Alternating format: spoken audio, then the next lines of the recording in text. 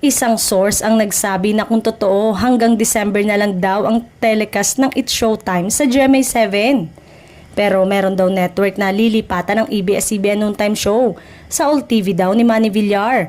Ang lipat nito na napapanood na rin sa kasalukuyan na nasabing network. Ang papalit daw sa It's Showtime ay isa ring noontime show at ang producer ay ang Tape Incorporated na ang huling produce for GMA ay ang tahanang pinakamasaya.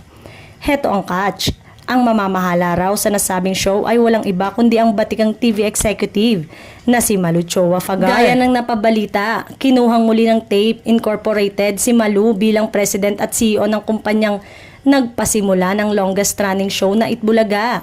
Sa Tape nagsimula si Malu at hinawakan ng Itbulaga nung nasa RPN 9 ito at nalipat sa ABS at GMA hanggang sa napunta sa TV5 pero hindi na siya nakasama.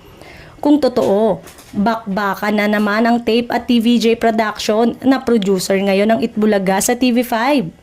Samantalang, pinakamatunog na chika ngayon sa Kapuso Network, magbabalik daw ang tahanang pinakamasaya ng Tape Incorporated.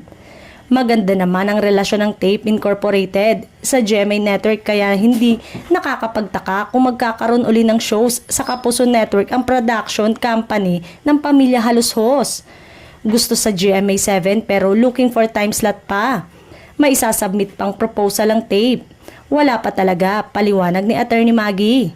Pero patunay ang chikang ito na hindi tuluyang magsasara ang Tape after ngang isuko nila ang noontime show nila at magbabalik pa rin sila sa pagpuproduce.